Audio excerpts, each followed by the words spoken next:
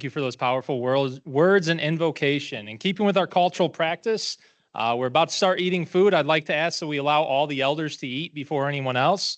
And after that, feel free to help yourselves to some food and get ready to hear some music. Miigwech.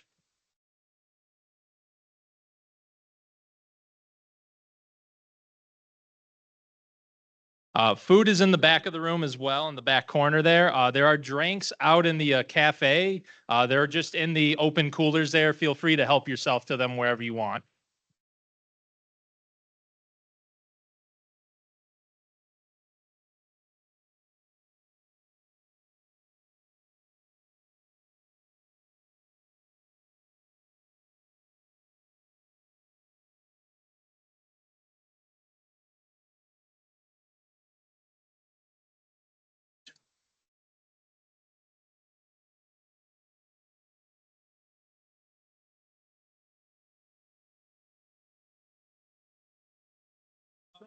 The elders get down. We ran a little bit late with the then we start singing? coming.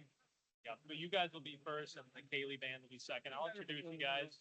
This time, you just want Zamba Oda for introduction. You look like Jesus. And then whatever you guys want. I know Amy Joseph. Oh, I seen We're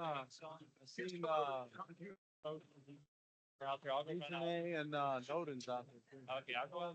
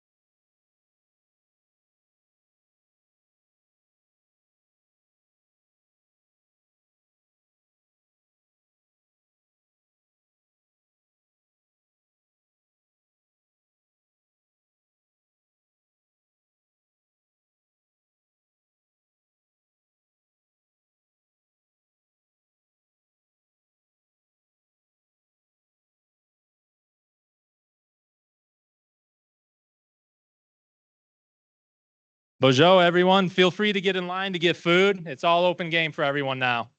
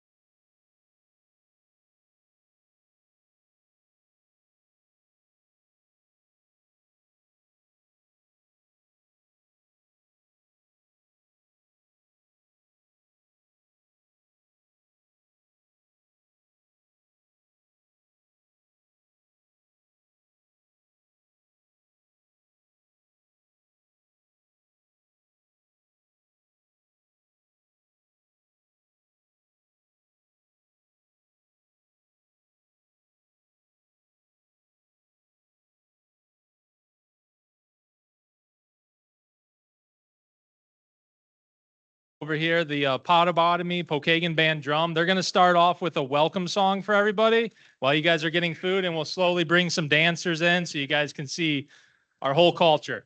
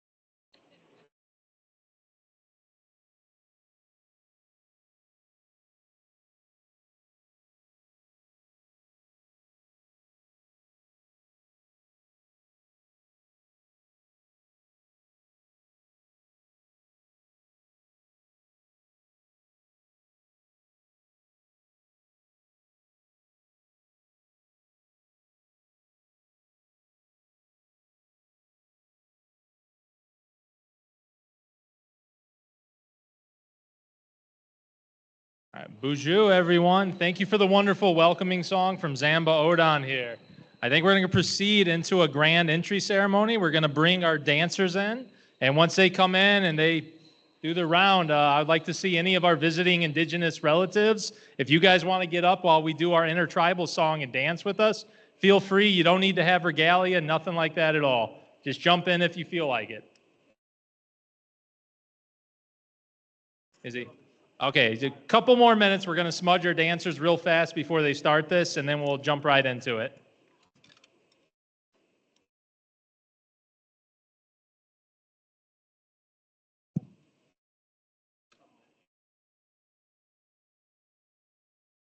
All right, Bonjour, everyone. Once again, we have someone that wants to introduce themselves up here. It looks like visiting royalty.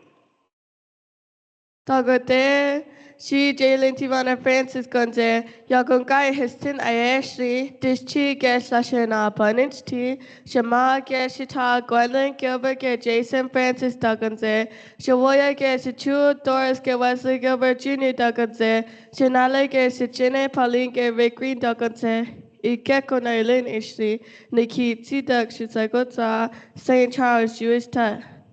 Hello, everyone. My name is Jalen Francis. My parents are Glenda Gilbert and Jason Francis. I'm 12 years old, and I go to St. Charles, and I'm from St. Carlos, Arizona. Yeah.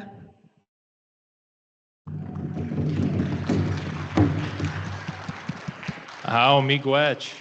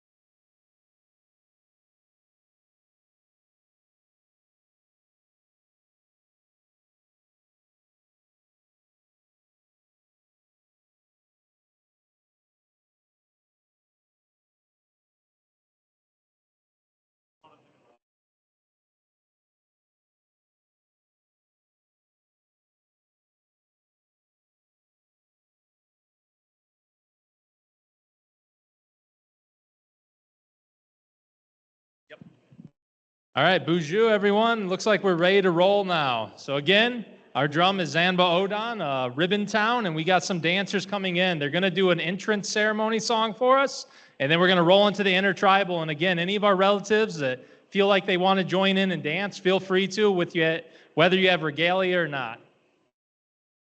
Take it away, John.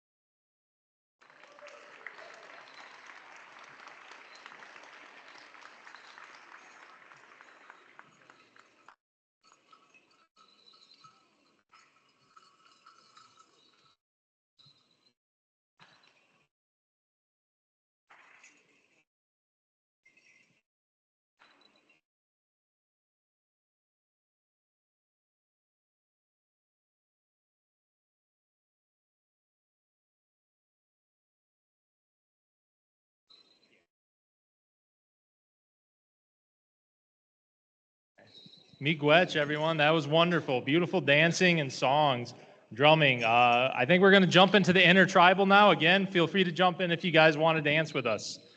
Miigwech.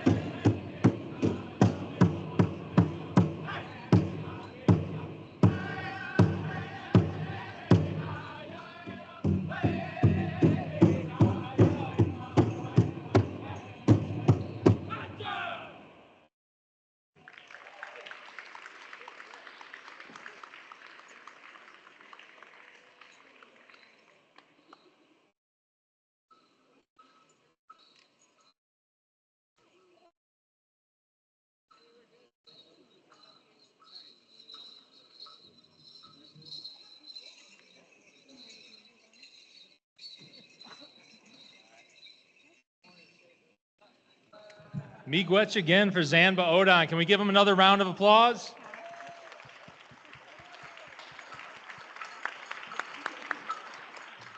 Powerful drumming and wonderful dancing, guys. Miigwech again to John T. and all the drummers with us, all our dancers that came out today. We're going to take a quick little break, and then we'll jump into the Gaeilge band over here. I do want to say again that if anybody's thirsty or needs drinks, there are drinks out in the hallway there. They are free to grab if you're feeling thirsty.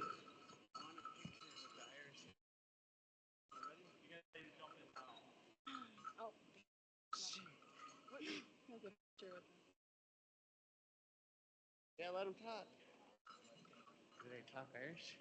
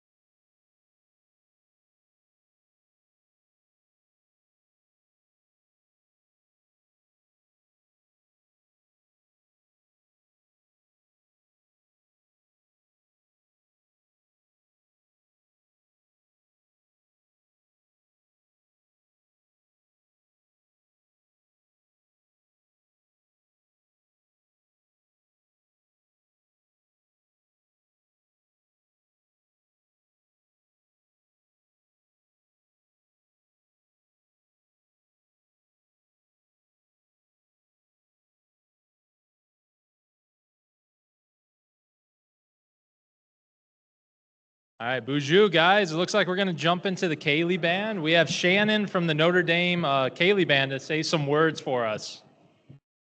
Hi, everyone.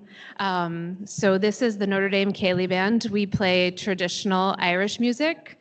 Some of us are new to the tradition, and some of us have been playing for a very long time. It is social music, and it is dance music. The dancers are going to come up and demonstrate for you some just two-hand dances to start. So you just are welcome to grab another person, and you're all very welcome to join in with us if you feel like dancing. So thank you.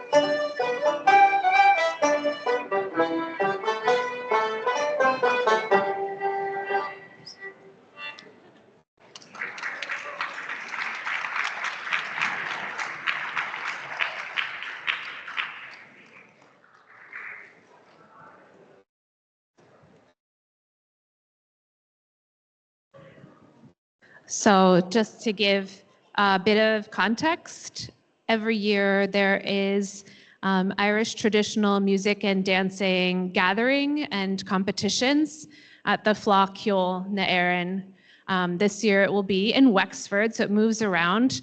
And having been to the powwow up here in Dowagiac, it actually reminds me a lot of the event. It's a celebration of culture and people coming and representing different aspects of the culture from their different locations, different arms of the tradition and that kind of thing.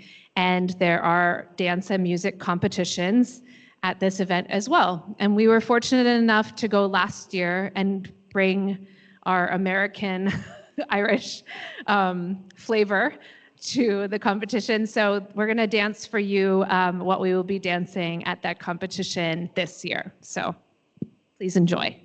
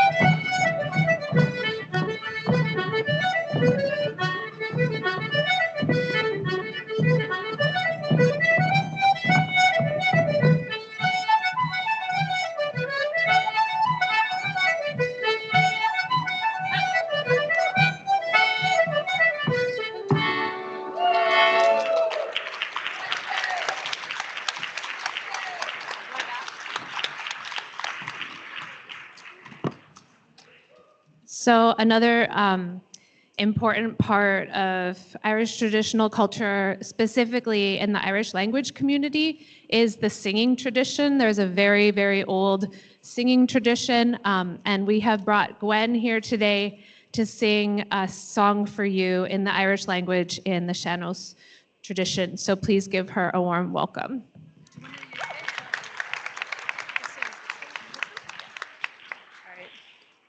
Okay, this song is called Aron Winche. It's not the most uplifting song ever, but it's about wanting to be buried in the place that is your home. So I guess I will. So let's see. Ramin trileke wargel no levje wadohir skanen nach biom waran acharan nach glas is frial Ansnachtige heiden wesorum is onregaudorium is mahve kodola mutamin bon near wadelamni so ilish kardayanos ma tan givre shat for so ilish kardayanos ma leshatach so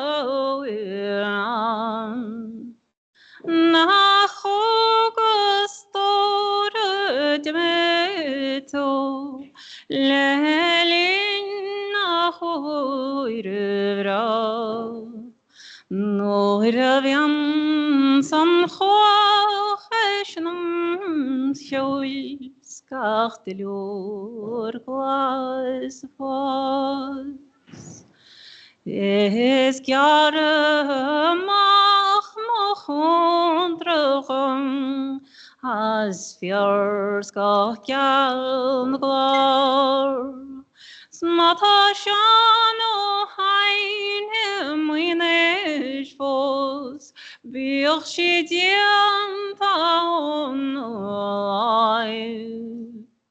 Bech mo chapins mor birin tishe siet korea ser mochan Is your podin mor comwineshma no is garova veslo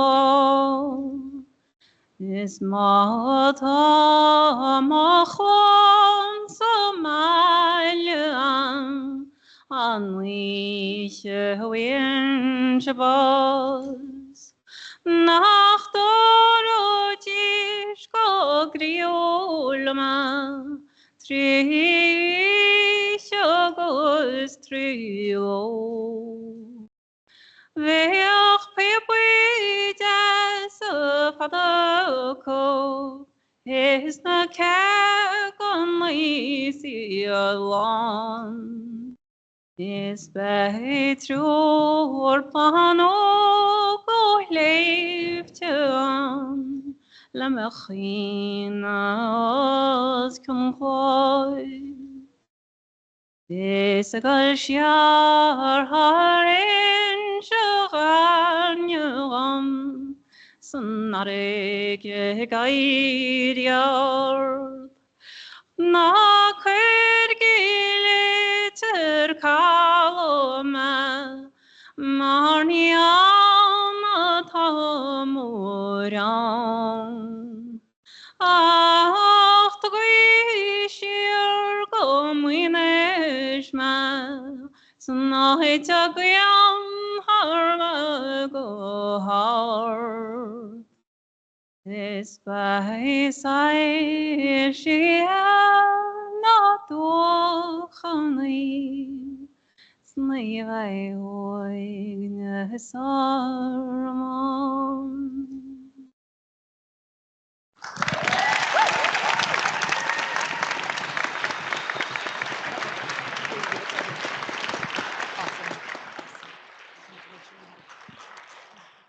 So thank you so much. It is such an honor to be part of this event.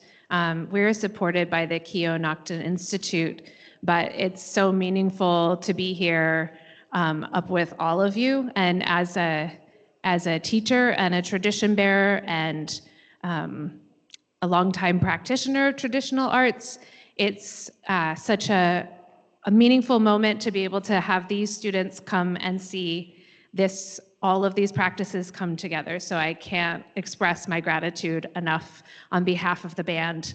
We have one more thing to do with you. It is our version of the intertribal dance, I think, which is the Siege of Ennis, which all of the Irish people in the room will have done at weddings or gatherings of any kind, but it's a very simple dance to do. Nothing makes us happier than bringing other people into our madness. And so we would very much like to invite anyone and everyone to come up and join us for the Siege of Ennis. So if you know the Siege of Ennis, Aideen, I'm looking at you, please come and join us. Thank you so much.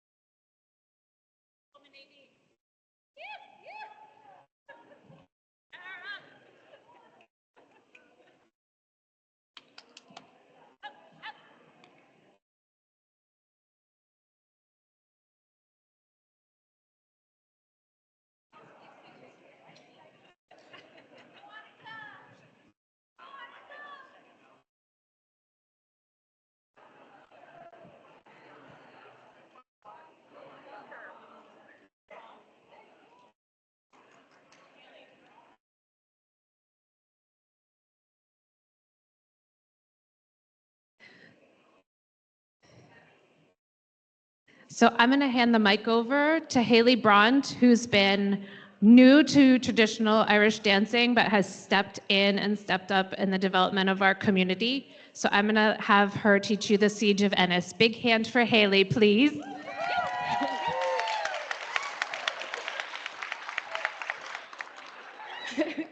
Hi, everyone. I'm Haley. I'm a senior at Notre Dame studying biological sciences. Okay, let me let Allie and Joe take a little more time in order to get the line set before we start so people don't get confused.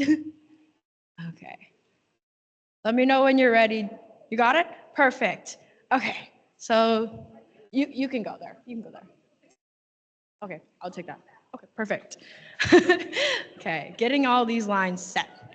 So everybody is going to join hands with the people next to you. So you have groups of 4.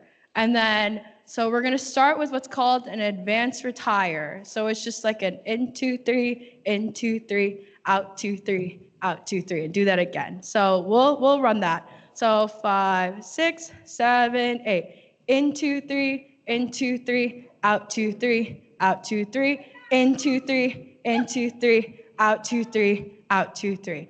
And then what's next is called the sliding doors. So what you're gonna do is you are gonna take your person, like your partner, so cut your group of 4 in half. And so one group is gonna go behind the other group. So for 7.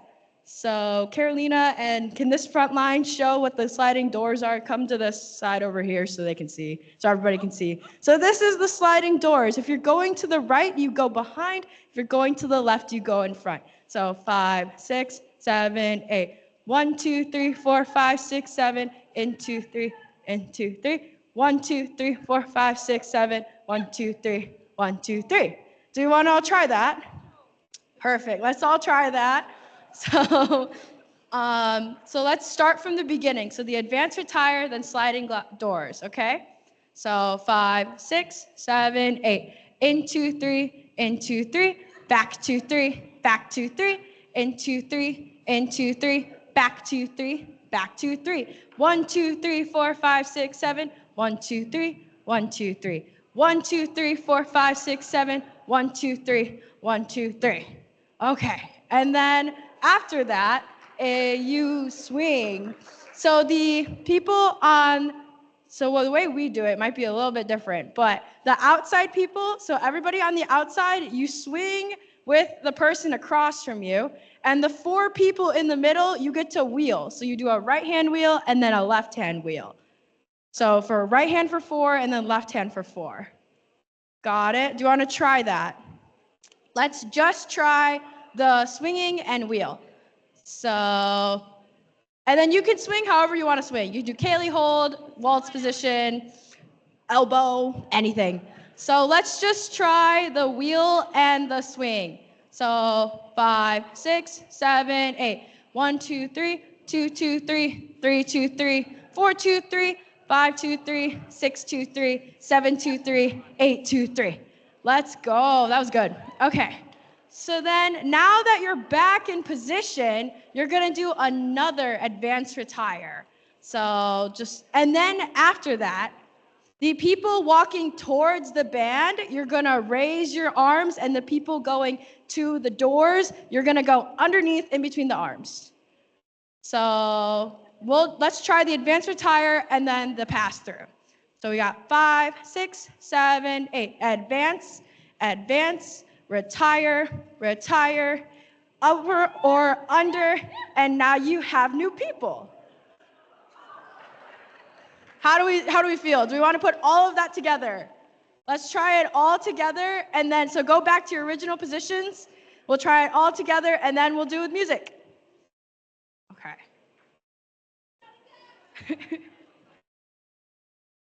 Okay. So are we ready? So we got, remember, advance, retire to start. So 5, 6, 7, 8. Advance, advance, retire, retire, advance, advance. Sliding doors are next. 1, 2, 3, 4, 5, 6, 7. 1, 2, 3. 1, 2, 3. 1, 2, 3, 4, 5, 6, 7. 1, 2, 3. 1, 2, 3. Wheeler swing. 2, 3, 4, 5, 6, 7, 8. And advance, advance, retire, retire, over or under. And now you have new people. Good job, guys.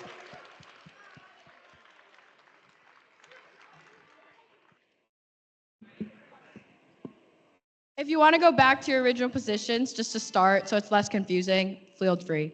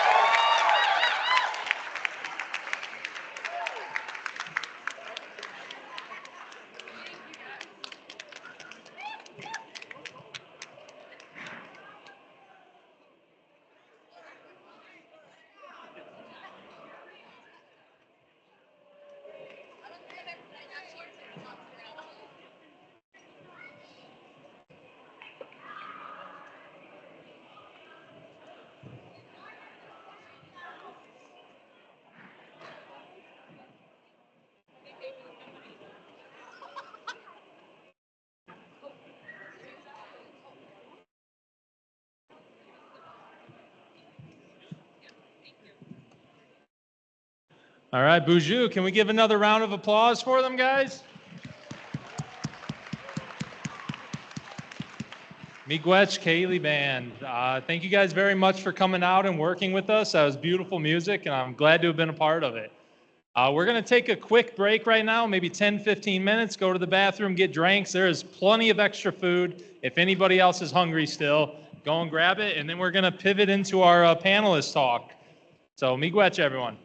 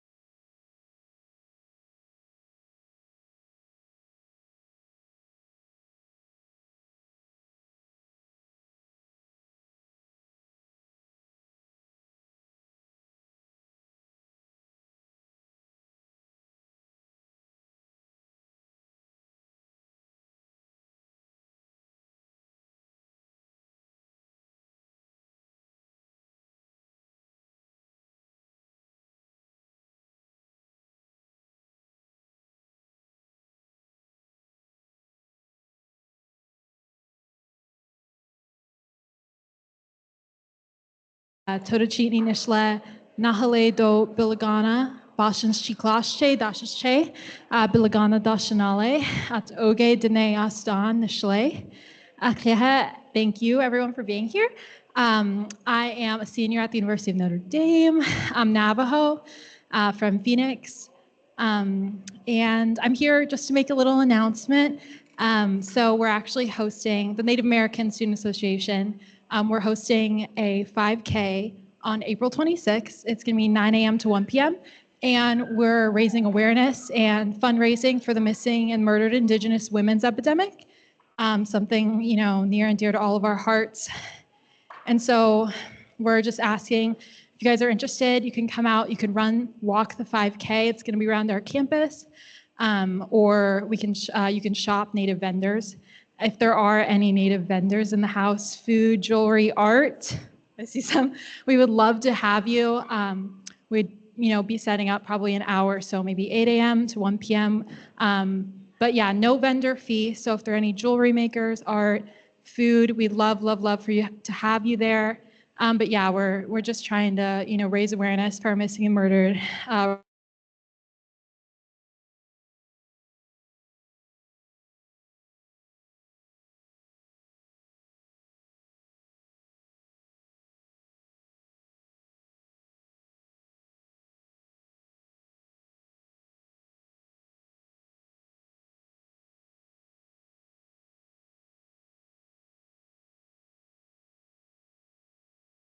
On Notre Dame's campus, we would just love to have community. So yeah, thank you so much.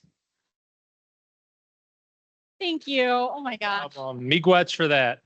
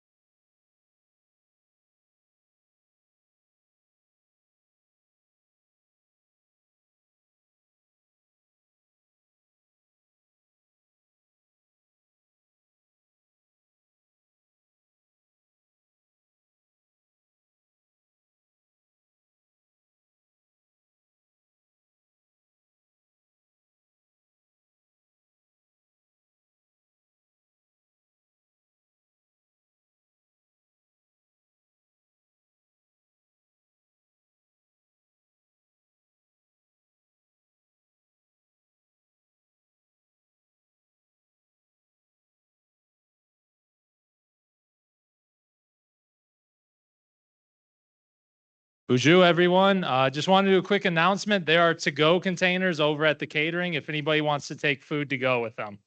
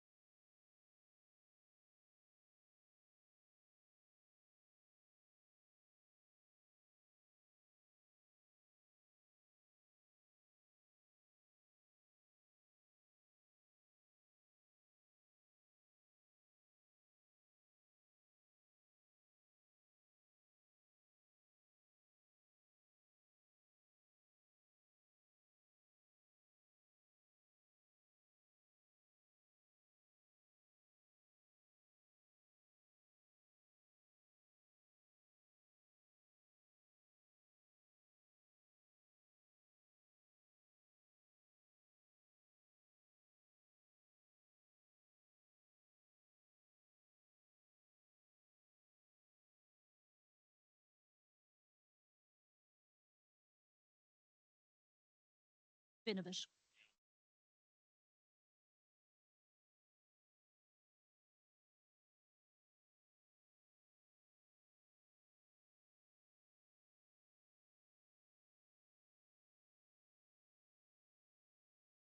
Good, how are you? Oh yeah. So just right swipe and there's And going to be a little bit of a lag. Yeah, that's fine. Yeah, I think I'll need to put it this side. My right hand is the working Absolutely. hand for that. Sounds good, and then I'll grab it when you're done. Oh yeah, thank you. Sounds good, thanks.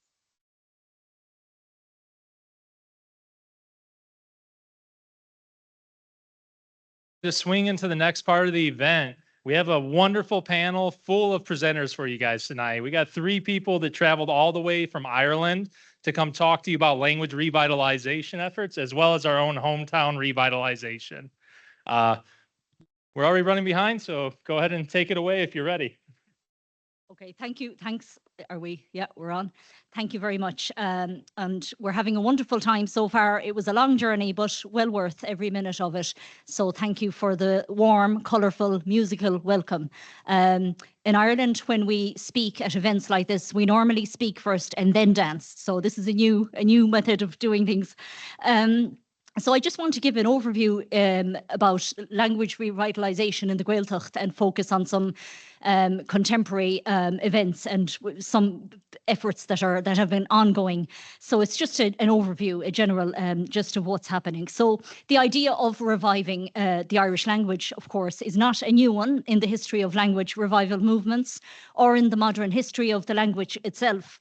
For the past 4 generations, Irish has been recognised as a vulnerable language and is currently listed under the definitely endangered language category in the World Atlas of Languages compiled by UNESCO.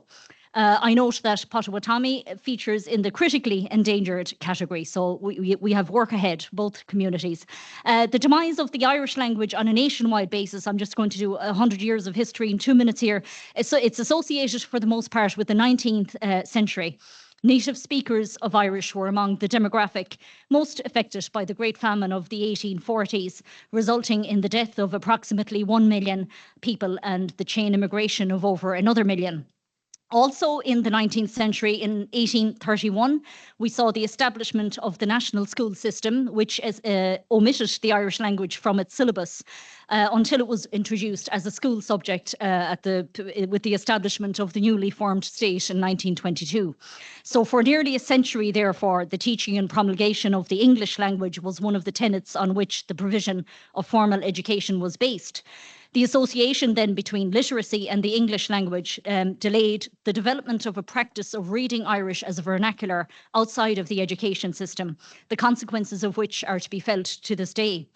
So some key figures based on data from the latest census in 2022 eliminate the current state of the Irish language in the Gaeltacht. So we have currently 7 counties of the 26 counties in the south or in the Republic of Ireland contain a Gaeltacht region, which is marked there in green on the map. So some basic figures here. The population of the Gaeltacht comprises about 2% of the total population, which is just over 5 million. 1.8 million claim they can speak Irish. This looks promising, but there's subjectivity, of course, in how people provide census data, and some of the responses are contain biases as well.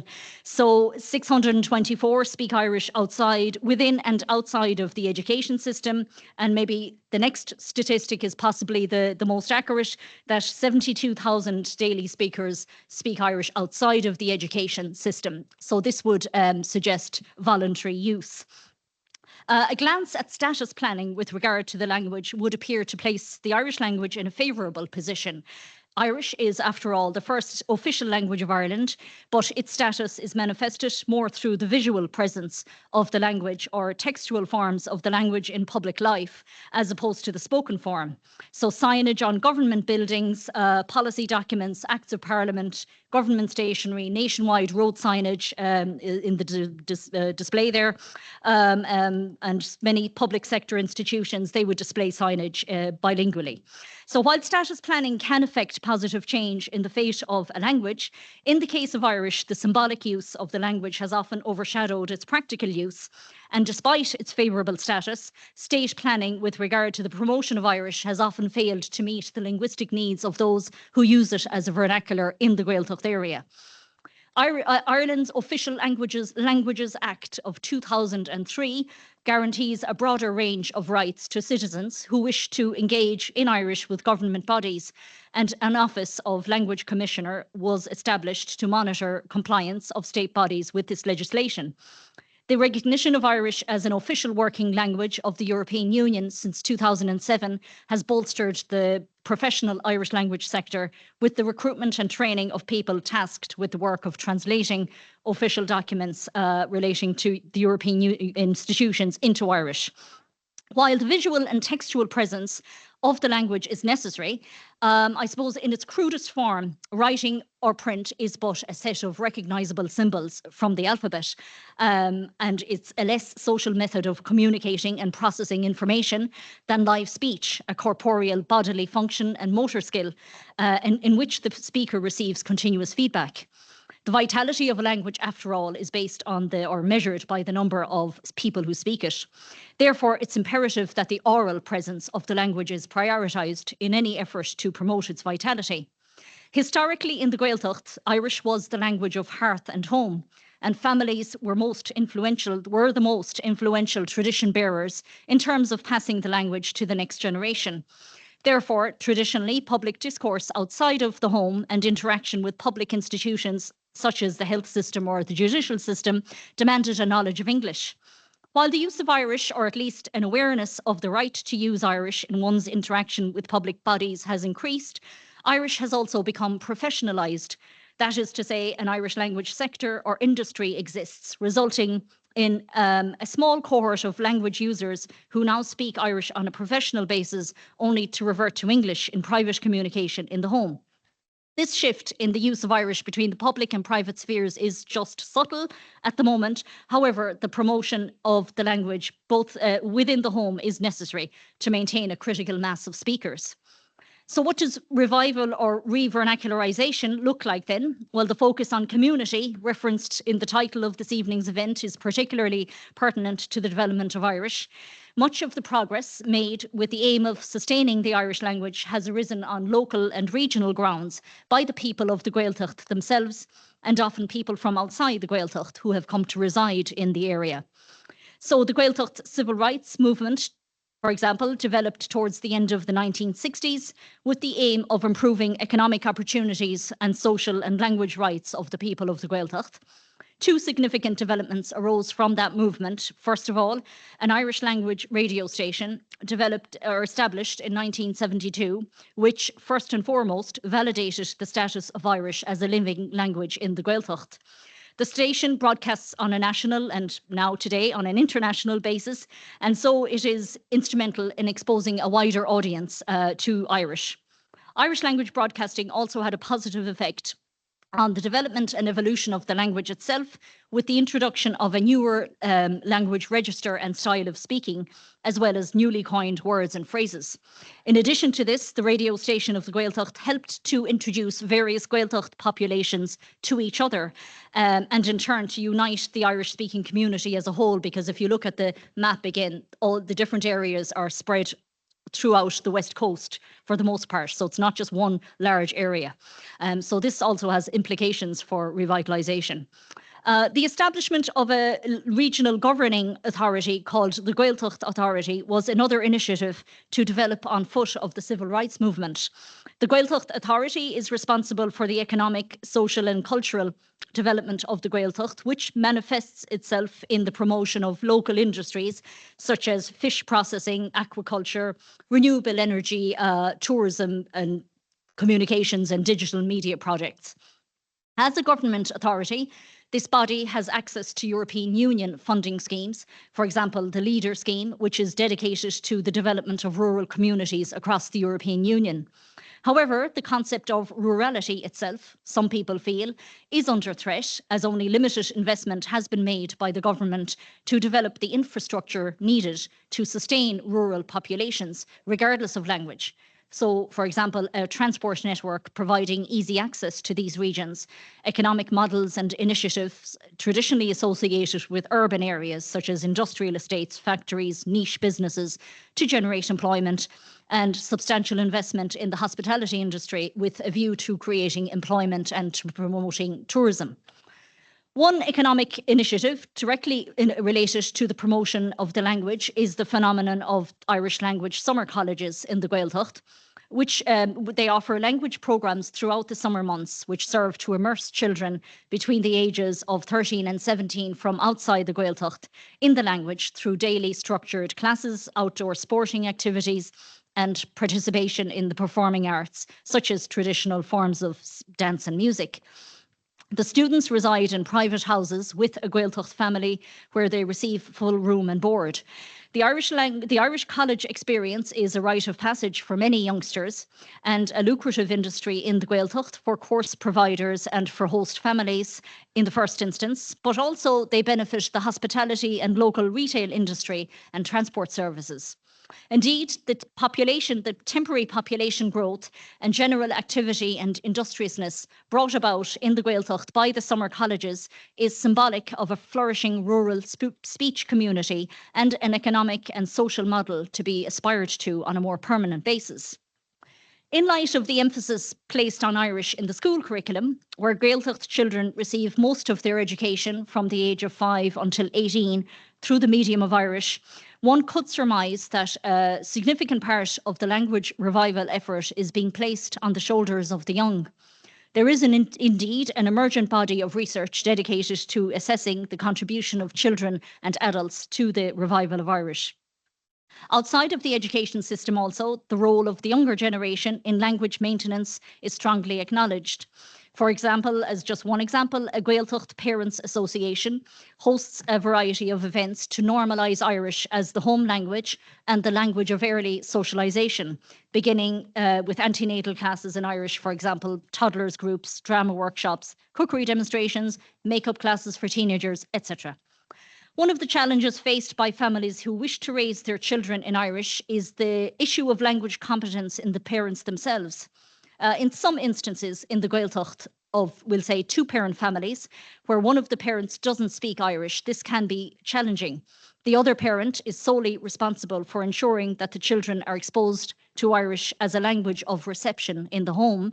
However, sometimes it happens that the children's language of expression will still be English, giving rise to a cohort of Gaeltacht children who could be termed, as an acquaintance of mine put it, native listeners as opposed to native speakers. Another age cohort pertinent to the revival of Irish is the young professional wishing to settle or establish themselves in their home area after time spent elsewhere. Anna will be speaking about this in a minute. So people maybe who have moved away for studying or working in Ireland, elsewhere in Ireland, or possibly abroad. The value of leaving the Gaeltacht and spending time elsewhere mustn't be underestimated, however, especially in relation to speaker attitudes. Young adults who may have been indifferent to Irish growing up often return with a newfound appreciation for the language, and they in turn become agents in language maintenance and transmission in the community. Meaningful attempts at language promotion are rarely undertaken with only this explicit purpose in mind, but are usually embedded in community events celebrating aspects of native culture and arts. And I'll briefly mention just two examples here. The performing arts play a central role in language revitalisation, especially referential arts, or verbal arts, such as singing or drama. Ireland has a rich history of Indigenous music, song and dance, which has endured to the present day, and a substantial number of performers reside in the Gaeltacht. So concerts, workshops, classes, music sessions, they all inform the social and cultural life of the Gaeltacht.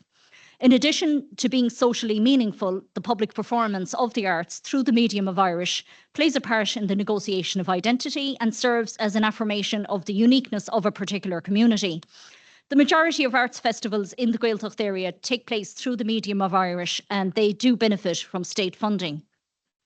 Not only do such events showcase Irish as the vernacular, but they also provide, in my view, an appropriately pitched structure within which people who don't have fluency in the language feel less inhibited to speak it. Aspects of material culture and the regeneration, some bad visuals here, not great examples, but you saw the live thing there with the dancing and the singing. But aspects of material culture also, and the regeneration of traditional crafts and skills, they also complement efforts to intensify the use of Irish in the Gaeltacht. For example, since the late 1970s, the Galway Gaeltacht in the Midwest has enjoyed a successful revival of the use of traditional sailing boats. They're shown there on the slides. Originally used as cargo vessels to transport fuel, such as turf or peat, from one coastal townland to another, these vessels perform in boat races nowadays, and this activity has fostered a community of young male enthusiasts in particular, who are not only immersed in Irish and learning the craft from the older generation, but in my view are engaging in a language specialism in their exposure to and use of a craft-specific vocabulary orally transmitted.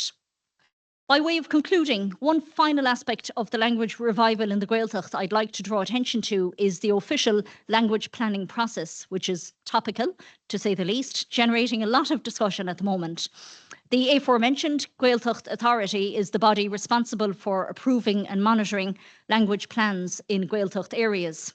So 26 language planning areas fall under the remit of the authority, and a local organisation is tasked with the implementation of each language plan's recommendations. The sector, however, seems to be having difficulties in some geographic areas in recruiting and maintaining language planning officers due to the isolation they feel and insufficient support that they feel they get from communities and the state alike. So if we have learned anything from the language planning process so far, it's the confirmation that language regeneration and revival is not the work of individuals, but of communities. Many of the themes I have, and it's encapsulated, I suppose, in one of our many proverbs, Níart go chur le chéile. Many of the themes I've touched on here, language status, orality, domains of language use, communications media, speaker attitudes, the arts, they're all pertinent to any effort to conceptualise language revival. One of the hallmarks of current revival efforts is the abandonment of the belief that economic progress and prosperity, in addition to technological development, signals cultural and linguistic demise.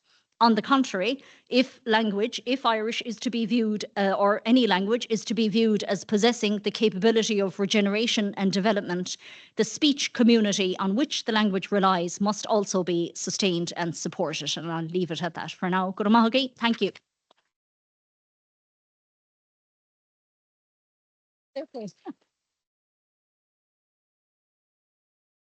Mila Mahat, Roisin. Thank you very much, Roisin. Thank you so much for the invitation to speak here tonight. It's an absolute honour to be here and to experience and to see such a rich culture that we would be so far away from, but also we share a lot of similarities with. So I'm so grateful. The dancing, the music, the food and everything, it was incredible. So thanks a million for that.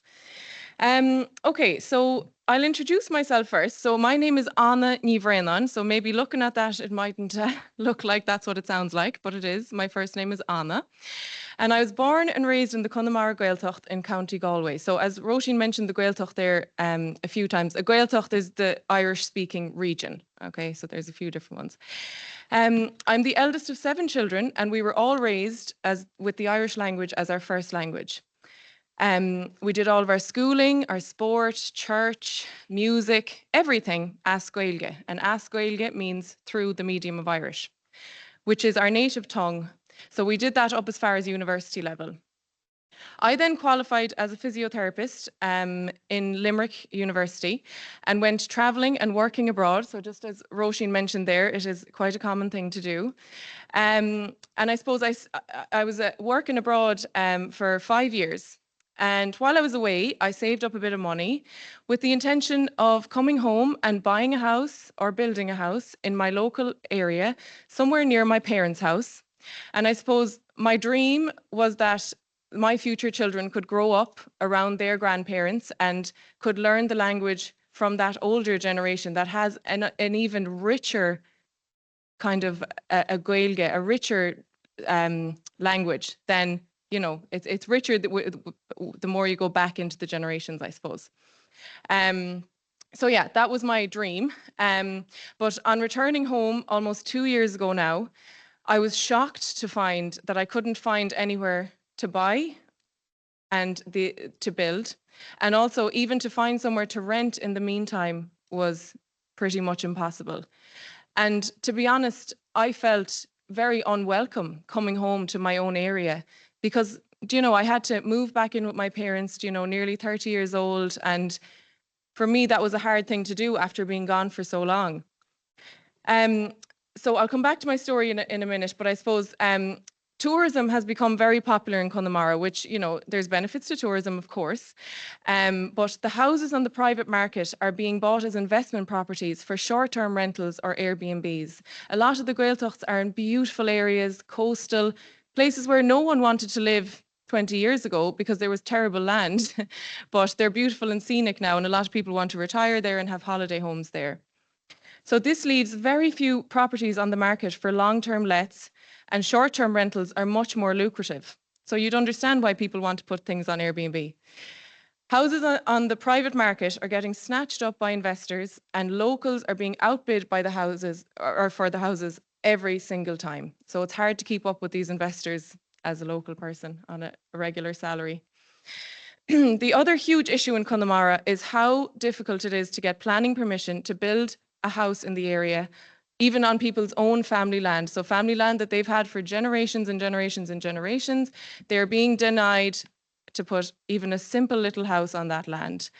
The planning process appears to be loaded against young couples wanting to settle in Gaeltacht rural areas, with the result that the next generation of parents who would be expected to raise their children through Irish are being lost to the Gaeltacht. So there's a few reasons for this, and each Gaeltacht has their own individual difficulties or challenges, I suppose. But in terms of Connemara, in the 90s, a lot of Connemara was deemed an SAC, so a special area of conservation, to protect boglands, rare breeds of snails and frogs, and certain flowers. The other thing is the government also want to discourage one-off housing and ribbon developments and want to encourage people to live in towns and cities where there's more services and more access. Now, we understand this, and in no way do we want to destroy the natural landscape and the beautiful scenery and put up loads of big buildings. That is not what we want to do. But the language protection and preservation is being forgotten and is left secondary to snails and frogs. These issues put huge pressure on the language.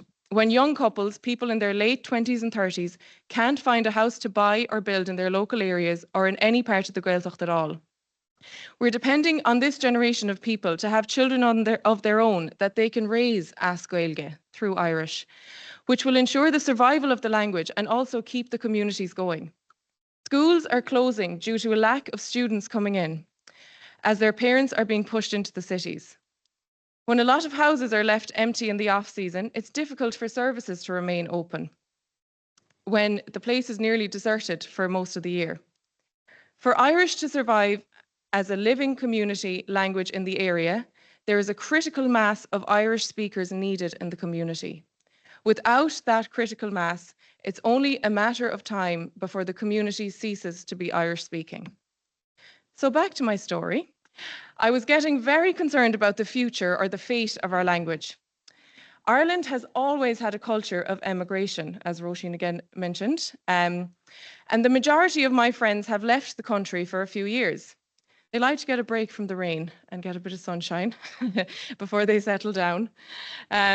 However, most of these Irish people like to come home to raise their families and pass on the rich Irish culture and heritage that we're so proud of. I decided I would not sit and watch the demise of our language, and I had to do something about it. I wrote an article about the difficulties I had personally trying to move home as a qualified, skilled, and experienced physiotherapist with fluent Irish. The article went viral, or as viral as something written as Gaeilge can go. But from that, I got so many messages and responses from people all over the world, Irish people, that were telling me that they couldn't come home, that they had nowhere to go. People, you know, these people were in Dubai, Canada, Australia, England, all over the place. And because they couldn't find anywhere to live, and they were worried about coming home, and they didn't know what they'd do while they waited to try and find somewhere.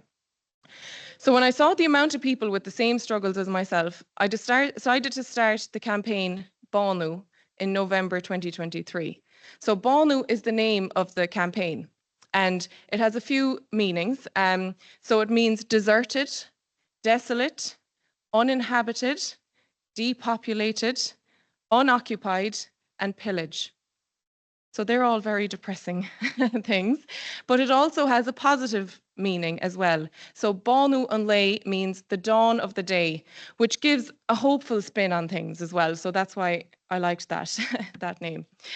Now, I won't go too much into the specifics of what we're looking to achieve with the campaign, I suppose, the ins and outs of it, but I'll go over the kind of general gist because I won't bore you with the legislations and things like that. But to put it simply, Bánu's main objective is to increase the supply of houses in the Connemara Gaeltacht. This will be done by Gaeltacht planning guidelines to assist the county council, who are the people who give the planning permission, in allowing Gaeilge speakers to build houses within reason on land in Gaeltacht areas. So basically the planning. And then the other main one is for Údarás na Gaeltachta, which is a government body that Roisin mentioned there, to establish a department of housing to tackle this issue. They own a lot of land in all of the Gaeltacht areas all over Ireland and have been able to set up factories and such to create employment. So that's why they were initially founded anyway. But there's plenty of employment now in the Gaeltacht areas, but the employees have nowhere to live. So Bánu has had great momentum since we started a year and a half ago, and we're making progress. Slow progress, but nevertheless, we're getting attention from the government, political parties, TDs, and government bodies. Last April 2024, we were invited to present our concerns and issues in front of the Houses of the Oireachtas in Leinster House. The media is also quite interested in our campaign, which helps us a lot to get regular coverage, even the English language media broadcasters. So that's brilliant as well. Last November, we launched a national campaign called Tinsan, which is operating like an umbrella campaign backing each individual Gaeltacht to give us all a united front to act nationally. All of the Gaeltachtaí are unique, beautiful and delicate areas that have specific challenges that are local to those areas. So if there was only one big national campaign, I think each Gaeltacht would struggle to, I suppose, get answers for their own local issues. So Bánu is functioning in the Connemara Gaeltacht and the Aran Islands, County Galway. So the Gaeltachtaí in County Galway. But there are other pressure groups in Kerry, Donegal and the other Gaeltachts. And Tinsan, the name of that campaign, means hearth or fireplace. So to conclude now, the Irish language has been around for over 2,500 years and has survived many threats to its existence. For centuries, it was illegal to speak the Irish language while we were under the British rule, and I think you guys might have had a similar experience here as well. We lost 2/3 of our population during the potato famine to death and emigration. However, an Gaeilge still managed to survive. To let the language die out now because of a lack of government policy and protection would be an absolute tragedy. This is why we need to act now and fight for our basic right to housing, as well as conserving our language. As I mentioned at the start, I have 6 younger siblings, and I would love for all of them to have the opportunity to raise their families through Irish if they wish. In saying that, I remain very optimistic and hopeful about the future of the Irish language. There has been a surge in interest and popularity in the language in recent years, especially with artists like Kneecap showing the world our pride in our language. And also the well-known American comedian Des Bishop took it upon himself to learn the language and even perform a comedy show, As Gaeilge, a few years ago. Irish people are waking up to the importance of preserving the rich heritage that comes with our language. We definitely can't take the foot off the pedal in terms of making sure we fight for our language. But I believe that if we take a stand and refuse to take no for an answer, we can create the conditions we need to ensure that the next generation of Irish speakers can live, work, and raise their families through the medium of the language that they themselves inherited from the generations that went before them. And if we can achieve that, there is every reason to believe that the Irish language will survive another few thousand years. Thanks very much.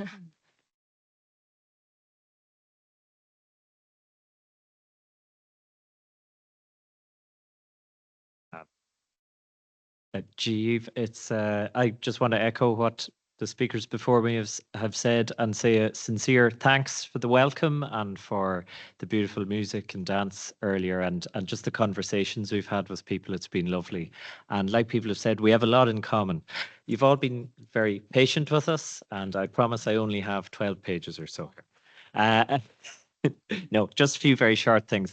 I want to talk a little bit about a local response to this question of language revitalization. And the point I'd like to stress is to revitalize a language, I think you need an awful lot of different things. You need things at the state level, you need things at the community level, you need attitudes. There's a whole range of things. So this is just one part of the process.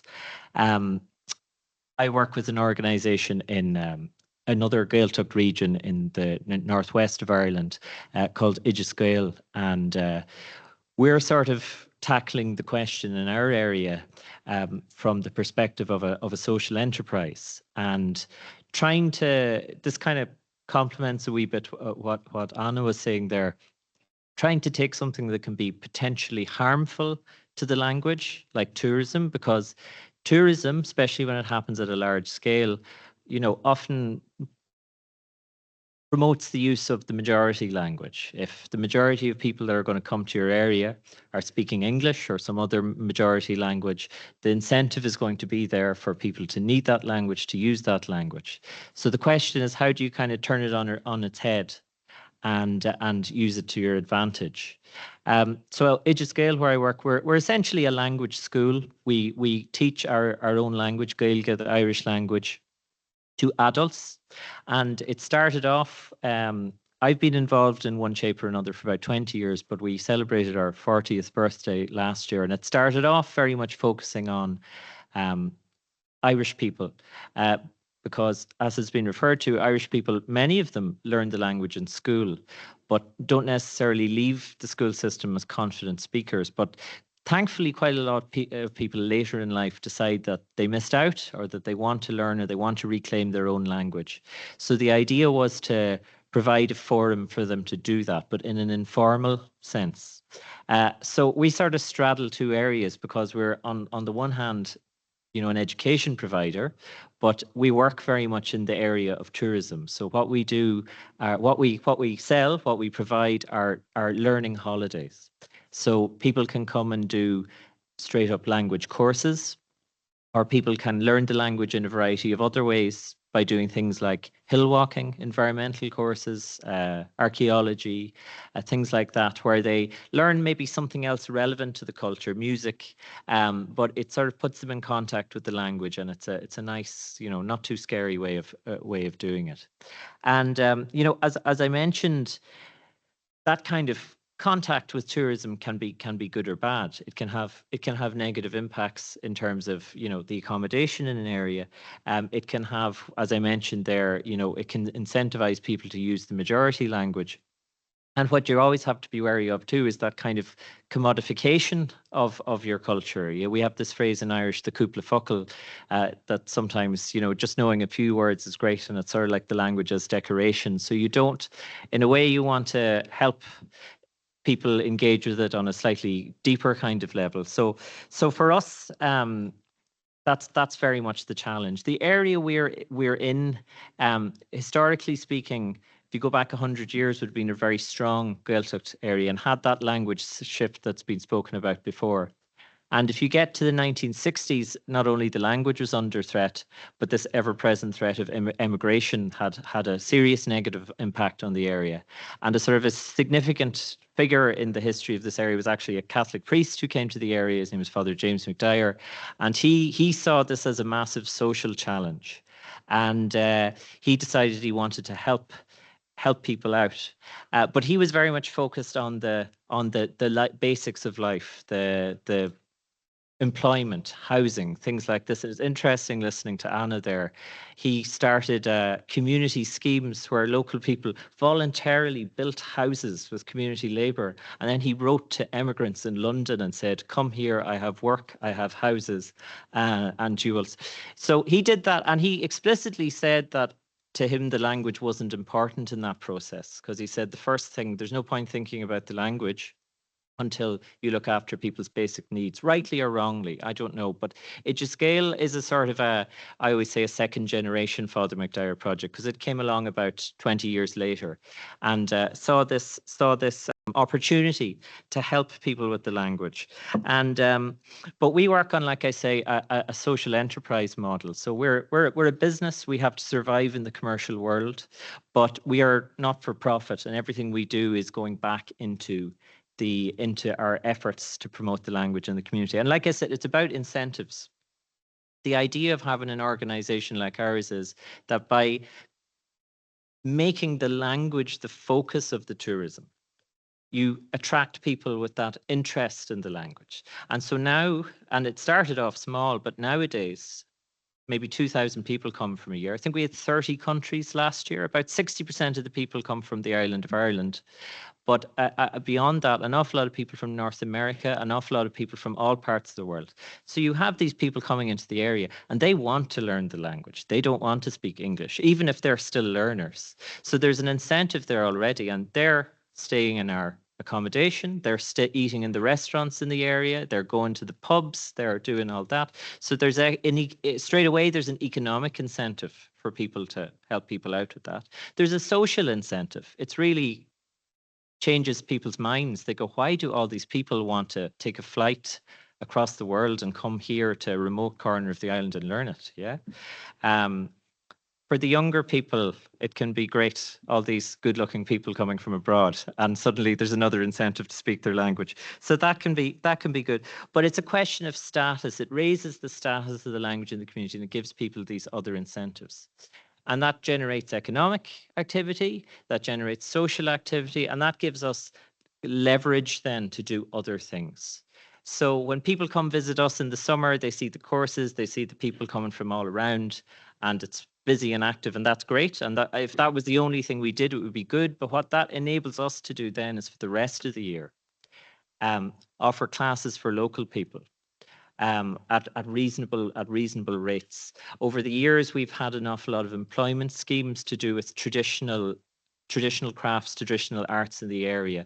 We employed 6 young people for a year to learn tapestry weaving, and they started a very successful tapestry weaving project, started their own business. Some of them still work in that area. We did the same thing with dry stone walling, things like that.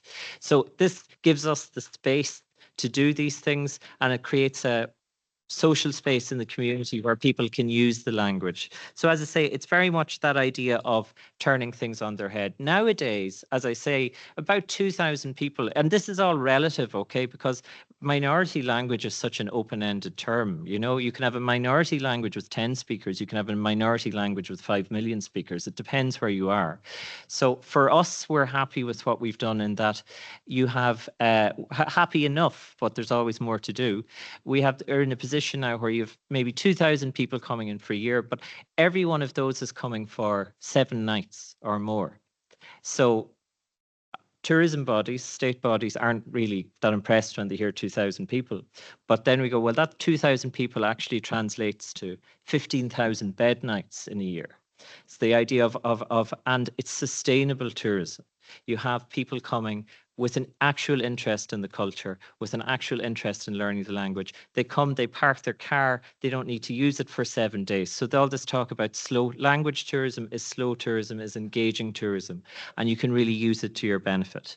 So just to sum up, again, I'd stress this is one What we've done is one aspect. There's a big thing. The social enterprise model is a good model, but you need all this other stuff as well. You need the housing, you need the language planning, you need all this kind of things. But if you're creative, there's a lot you can do. But the important thing is that there's a dividend for the community, that people see that it benefits them and it makes those incentives. And the last thing, what's kind of happening here today, the importance of inclusion, but actually by opening up our language and sharing it with this wider audience, that you bring people into your project and they help you in what you're trying to achieve as well. And I think that's kind of the main lesson we've learned. But Gurumila Maigav, and thanks very much for listening to us, and I'm looking forward to hearing the next.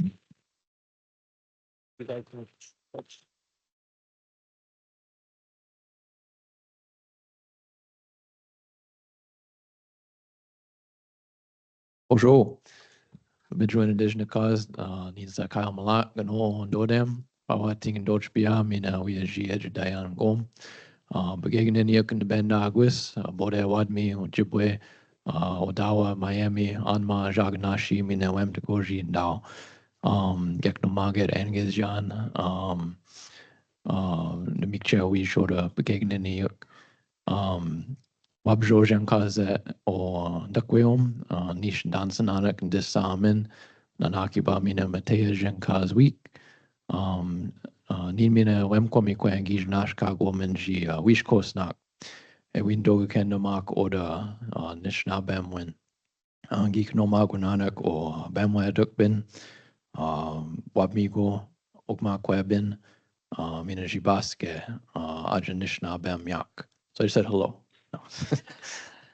So my name is Bamidjuan. My government name is Kyle Malat. I'm from the Eagle Clan. I'm enrolled with the Pokagon Band of Potawatomi Indians here. I am Potawatomi, Odawa, Ojibwe, Miami, German, Scottish, Irish, and French. So my Irish side comes from my grandma over there. Her maiden name is Murphy. And my wife, her maiden name is actually O'Brien Terzandapur. So the O'Brien comes from her grandpa. So we got some Irish there too. We have two daughters, Nanakiba and Matea. Nanakiba is the one running around with the long hair around here somewhere. So I am an advanced language specialist here at Pokagon Band. Carla Collins and I were actually sent to Wisconsin for 4 years to learn this language from the fluent speakers up there. So in our community here, our last fluent firstborn speaker passed away in 2006. We were sent up there in 2013. So you think of in the world now, there are 8 billion people. 8 billion, think of that, it's a huge number. How many people are still firstborn fluent speakers of Potawatomi, meaning that's their first language? Any numbers? 2. One is 98 and one is 85. So before COVID, we had about 8 or 9. So we've gotten a big hit in the last few years here. We were taught by Jim Thunder, who has since passed, Mary Jane Thunder, Lillian Rice, who has since passed, and Mike Zimmerman Jr. Then we moved back here to start teaching our community. There's always been language efforts here in our community, and so this is just a next step in what we've been doing. So we moved back in 2017, and just a couple months later, we took on apprentices of our own. And so our goal is to build second language learners. One of our apprentices is back there. I saw her earlier, Kayla. As Deja was out here dancing earlier, she was one of our apprentices. Anthony is a singer. He's one of our apprentices. So we had apprentices in different avenues. And so we have a Head Start school now that is called Zogbagon, which means sprouts. And so for the first half of every day, our apprentices go over there and they work with the kids over there. And the second half of the day, they come and work with us in the afternoons to get their skills up. So we came back and we started teaching classes. We took on apprentices of our own. And then a few years later, COVID hit. Everything shut down. So we were like, now what do we do? We couldn't do in-person classes anymore because of the COVID spread. So we started making videos for YouTube, and so getting language out that way, which we had never done before. We have an online dictionary as well, so we're able to get language out that way as well. We put a lot of our language out on Facebook so our citizens can access those words. Also, too, we started doing online classes, which took our attendance rates just skyrocketed after that. So when we had our in-person classes, we get maybe 2 to 5 people. We did our online classes. Now we're at about 25 people in one class. And that's just one class, that we have multiple classes that go on as well. So, and the interesting thing is too, is it's kind of bringing back all the different bands. So we're here located in Dowagiac, Michigan. Historically, our band was in Niles, which is just down the road. Potawatomi territory is basically all around Lake Michigan, stretches over to Detroit and northern half of Indiana and a chunk of Illinois and into Wisconsin. Now, nowadays, there are 4 bands in Michigan.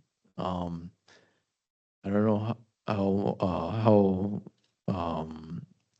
aware you guys are with the geography of the United States, but we have a band in Wisconsin. We have a band in Kansas. We have a band in Oklahoma. We also have Potawatomi in Canada and Mexico. Now, the reason for that is in the 1830s, the U.S. government were forcibly removing our bands after the 1833 Treaty of Chicago. Now, there was groups that actually escaped this forcible removal, and that removal is called the Potawatomi Trail of Death. If you're interested, you can look that up, and there's a lot of information on that. There were groups that actually escaped and fled down to Mexico. There were other groups that wanted to avoid all of this altogether and went into Canada. Some of the individuals that went down to Mexico came back up through Kansas and into Wisconsin, where there was already a Potawatomi hiding out. So everything went underground because it was illegal to be who we were, or who we are. If prior to the year 1978, if I was just to say the stuff that I was just saying a minute ago, I could be thrown in jail. That was only 12 years before I was born.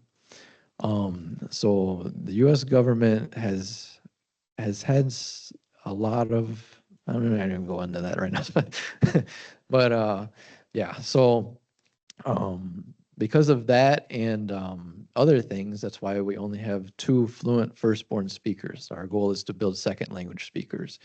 The other thing that caused into that was the Indian boarding school era. Now, imagine you're a kid and you're in your room and you're playing, and all of a sudden these people barge in and they're speaking a language you've never heard before, and they're wearing clothes that you're unfamiliar with, and they take you, and your parents are crying, you don't know what's going on, and they throw you in the back of, at that time would be a wagon, and they take you for hours and hours. They might put you on a train, and these schools were located pretty far away from our community. There was one up in Mount Pleasant. There was one down in central Indiana that people from our community went to, and up in Harbor Springs, Michigan. And so you get to this place that you're unfamiliar with, and you see another Anishinaabe kid or a native kid, and you say Bojo or something in your language, and then you get hit. They were literally beating the language out of our ancestors. A lot of those children did not make it out of there. A lot of them were abused physically, sexually, and did not make it out of there and are buried in unmarked graves that the U.S. government has just started investigating. And the last I saw, it was like over 3,000 or 4,000 children were found remains at these different schools all across the country. That's not just in the U.S., also in Canada. So those are some of the reasons why our language is in such a critical state, and why we work to bring it back. So we've come a long way in the last 20 years or so, and we'll just keep focusing on that, bringing second language speakers and teaching the kids. So, yep.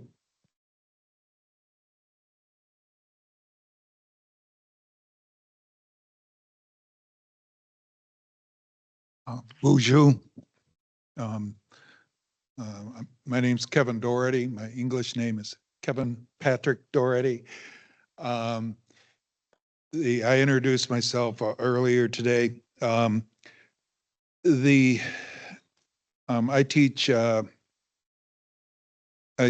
teach language. I'd say I'm a advanced learner. I'm not fluent by any means, but I'm getting better. And one of these days, I always hoped that I'd be able to become an adult and be able to take classes from established teachers, fluent speakers, and lo and behold, I find out that now I'm a teacher, and it's just goes to show if you hang around too much, people start asking you to teach. Kyle mentioned we have very few speakers left, so it's the advanced learners are winding up being teachers because you do the best you can. You do work with what you can.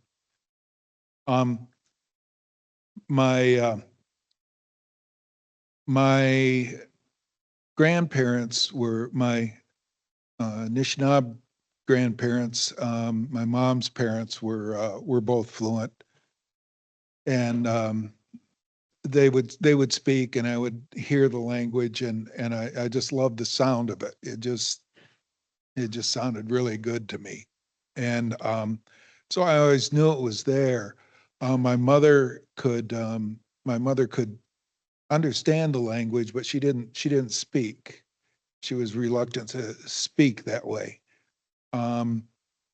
My dad, on the other hand, the Irishman, he wound up becoming good friends with his father-in-law and became conversational, and he began to lead classes here. He'd work with fluent speakers here as his experts, and he'd direct classes here.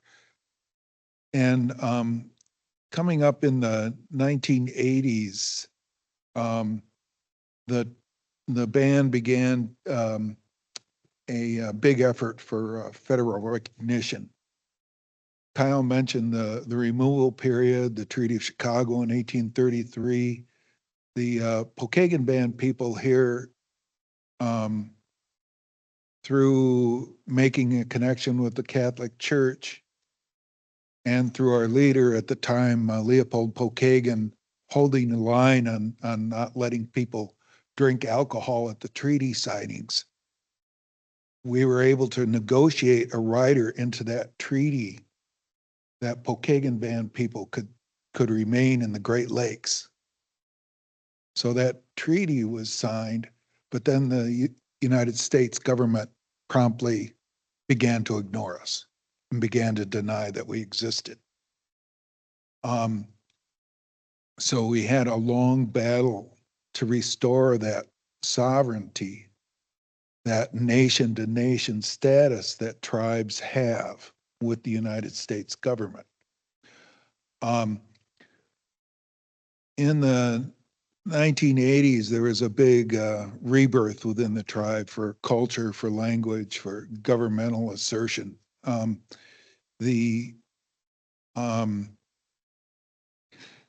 We eventually went through the United States Congress and had a law passed by the United States Congress that restored our sovereignty, that restored our recognition by the United States government as a sovereign Indian nation. As part of that process, back in the olden days when we used to have a democracy here, that proposed bill had to go through hearings with the U.S. Senate Committee on Indian Affairs, and my mother was one of the testifiers for that. And Senator Ben Nighthorse Campbell, who was native senator from Colorado, was a member of that committee, and he asked my mother, "Do you people have a language?"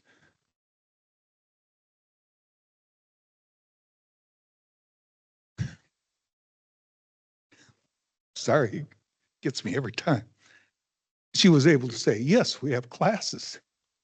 We have a language.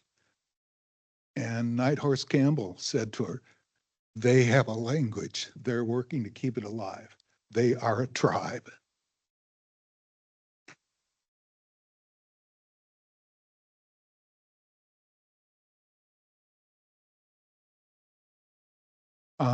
Today, I teach a class at our elders hall,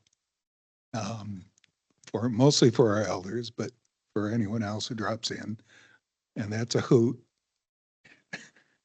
And I also teach sometimes when I get enough students signing up at the community college here in Dowagiac. And then I taught for 4 years at Hartford High School, which is just north of here. I taught that as a full-time high school class, and then COVID hit, and then that got shut down. But that was quite an experience too. Today I'm just I'm trying to become a semi-fluent speaker. You know, I'm aiming to be at the level of a 3-year-old. You know, where a 3-year-old can tell you what they want for dinner and find out where the bathroom is. That's my goal. One other thing that Kyle mentioned here, and I just wanted to jump off of the.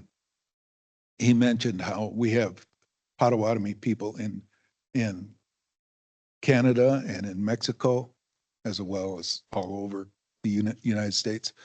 The United States government sent Army forces into Canada, into Mexico, to round up Potawatomi people and bring them back. That's a special level of, I don't know what you call that, but it's a special level of it. So, Iguian.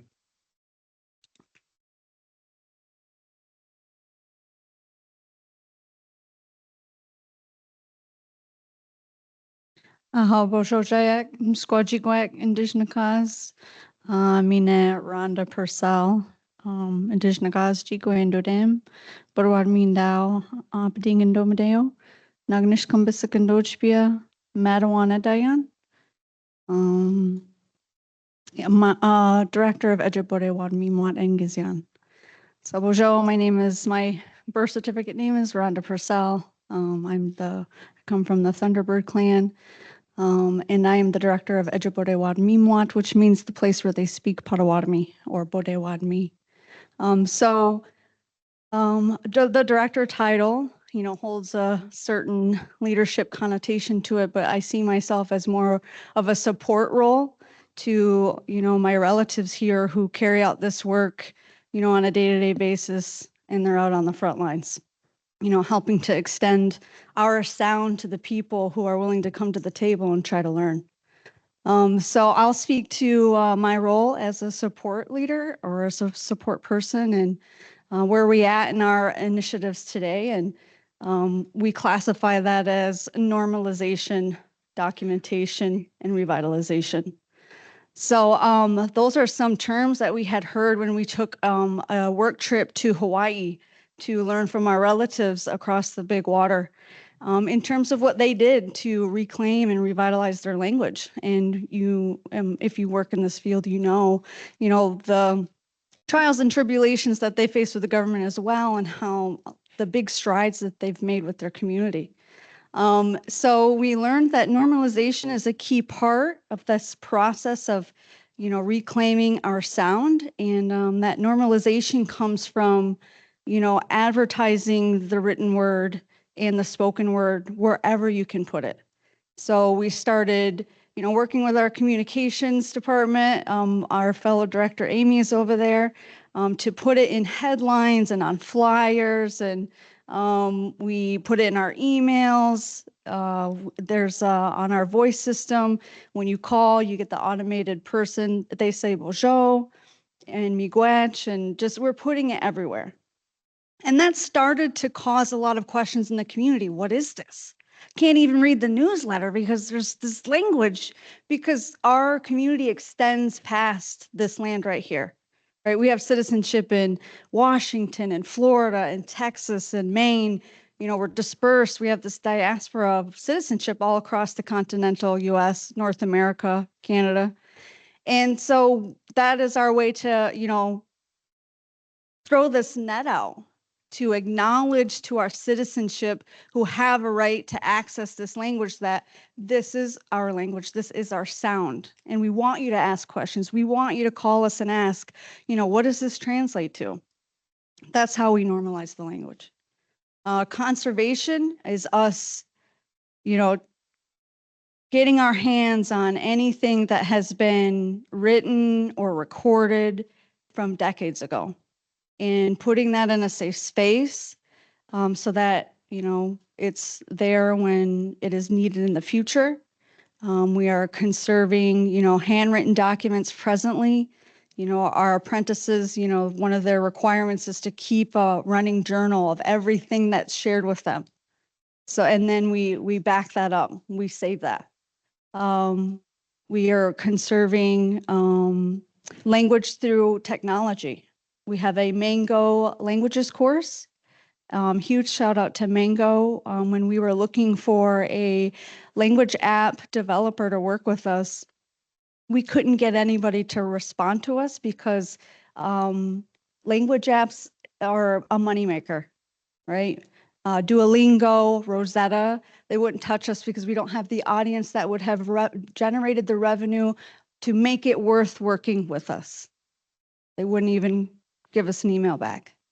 But we had a presentation with Mango, and they saw the plight that we were in and the need that we had, and they worked with us on the spot, and they offer our course for free because it is considered an endangered language by UNESCO. So we did that as a part to document our language, you know, in a structured process, a scaffolded process. So an individual learner can learn on their own time. They can learn without geographical limitations, and it helps them grow. It helps them measure their success. And that was something that really hadn't been done yet. Right? We can go to Hawaii, we can go to New Zealand, we can go to all of these other indigenous language places to learn how they did their revitalization, but at the same time, their resources that they have are specific to them. So that's not a pathway that we can directly copy because our resources are so different from other communities. We can use that as a roadmap, but it can't be used by us specifically, you know, step by step. So we're venturing into that territory. We're looking at what does it look like to create curriculum to be placed in a brick and mortar school so that we can get even more citizens normalizing the written and the verbal sound of this language in a setting where they have to learn a world language in order to graduate. Why shouldn't it be ours? So those are like the hurdles that we're investigating right now. What does that look like? And, you know, how much does that cost? Because everything costs money. And we're not people who went to school for this. We are citizen members who got tapped on the shoulder and like, you're great with a community, you have established relationships, you have a network, you have a drive. Please come and do this work. And as crazy as we were like, yeah, sign us up. So we're learning in the trenches, you know, day to day. What does this work look like? And what is it that we have to do? And what is it we have to learn now? And the best advice I had ever been given was by a fellow Indigenous language director. And they said, get used to always feeling like you're drowning. That's just the work. That's just the place that you're in. You're never going to have it figured out. But the next generations will, because you treaded water for so long. They will be able to stay that much higher above the water than you did.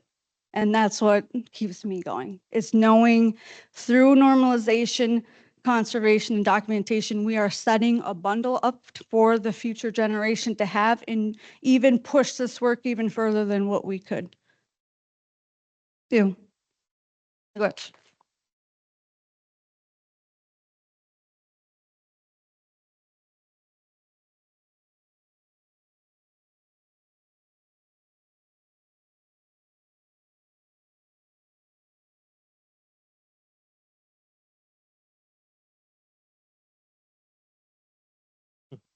All right, Kitchi Miigwech to all of our presenters. Those were wonderful things you guys shared with us to show where we're connected in ways we might not have even realized. We're going to move into the Q&A section. We're going to have a microphone going throughout the crowd. So if anyone has a question or they want to say anything in particular, share a story, feel free to raise your hand. Someone will bring it to you. And if you're online, we will have someone monitoring the chat to see if any questions come in through that. So good to begin whenever anyone wants to chime in for the first question.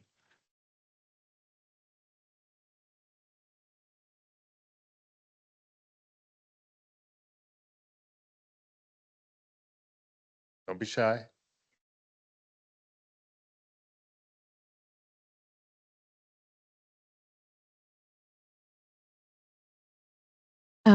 While Ronan was talking, I was reminded of being at Gaeilge in 2022. And in my class, I thought I would point this out. In my class, I said, I'm living in South Bend, Indiana. And this man who was sitting next to me in the class said, no way. And he said that he was Pokagon band Potawatomi. And he was sitting in Gaeilge in the class. So I just thought I'd kick it off with that story. So. Was that in Ireland? Was it Mike Zimmerman Jr.? It's my cousin. Anybody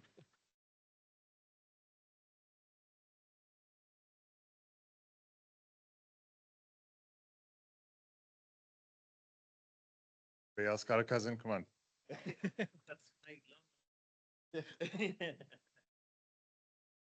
Hi, Rhonda, if I may call you Rhonda. 'Cause how far back do your written records go? What, 80s? Oh, well, by us or by somebody else? Yeah. I could mediate. So first documentation of Potawatomi language was in the 1800s. That's been able to be dug up. There might be older. First contact Potawatomi with French was late 1600s. So.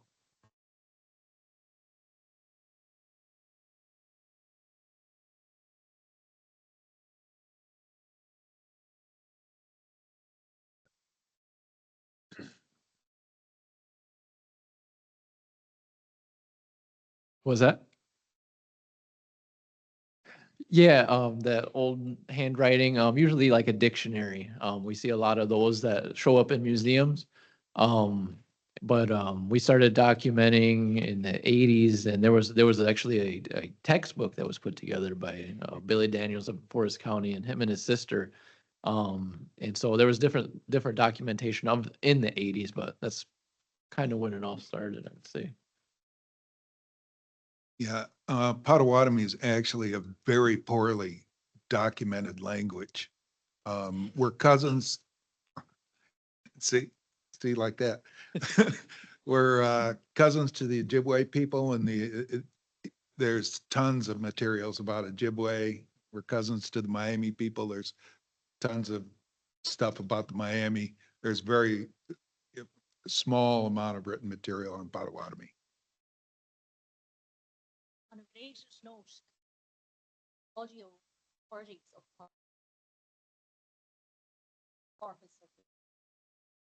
No, there are recordings, but nowhere near of native speakers. It's another thing that's kind of been coming up in the last few years. Like these museums be like, hey, we got these tapes. And it's like, what? We've never heard any of these. So a lot of those have been coming around in the last like 2 years or so, I would say. But we have a little bit, not much.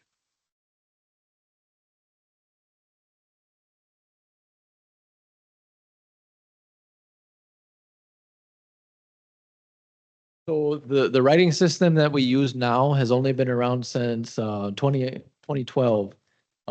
Before that, there was a different writing system that was developed for all the native languages in Wisconsin, but it wasn't specific to Potawatomi. So we have our own unique sounds. And so that was developed with different marks. So we have 5 E's in our written system that we use now.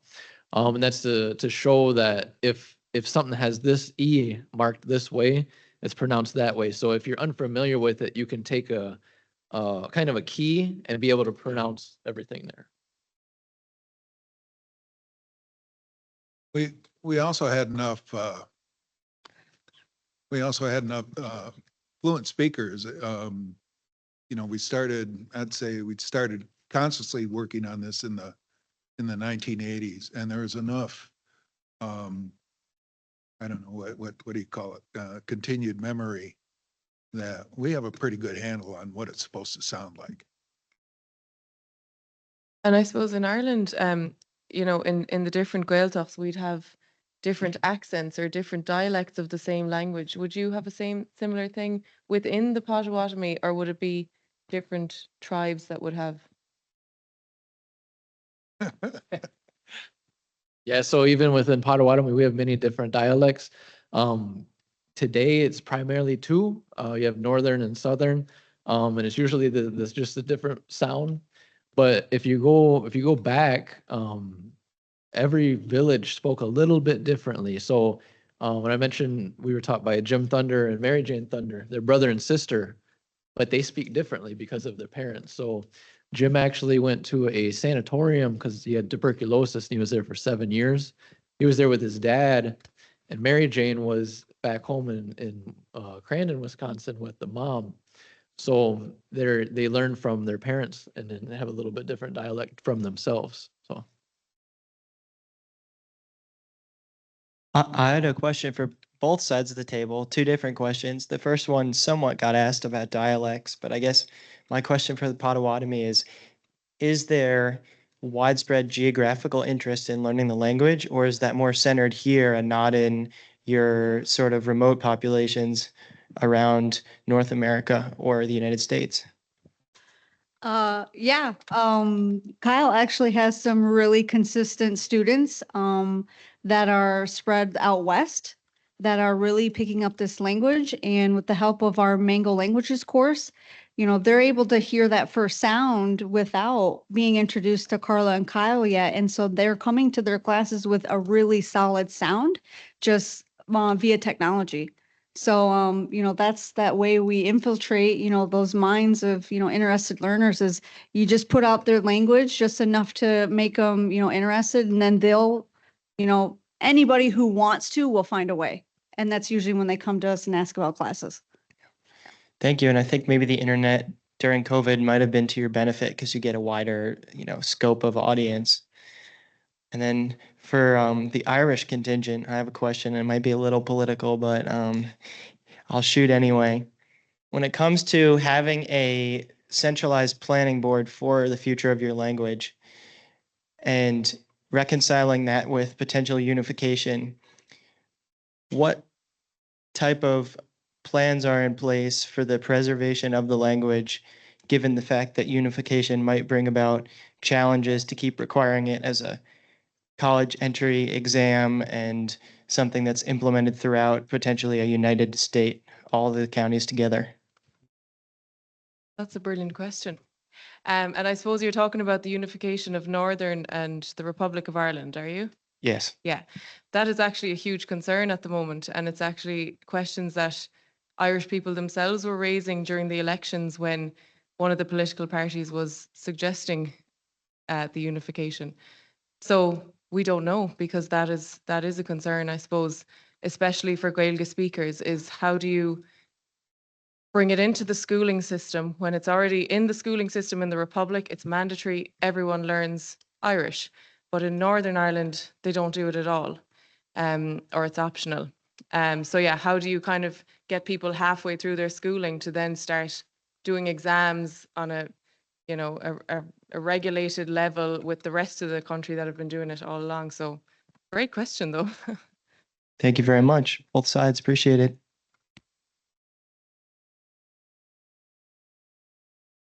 Andy Quaivonach from the University of Galway in Ireland, and I have a point rather than a question, I suppose. I found the point about technology companies kind of turning their back and saying not interested because the language isn't significant enough to them. But it's not that long ago that the Irish language was very under-resourced in the technology sector. And what I'd recommend is to approach open source software and translate it yourself. And that gives kind of traction that the software is out there in the language. And then bigger companies see that and then come on board. So it's not that long ago that we were unable to do a proper accent above letters, and we had to print out without and then get a pen and kind of write them in. So that problem existed in the last 20 years, and Kevin over here was instrumental in revolutionizing technology in Irish. So in the last 10 to 15 years, we've seen a huge growth in software in the Irish language. So open source, do it yourself, and then a lot of big technology companies see that and come on board. Okay. Thank you.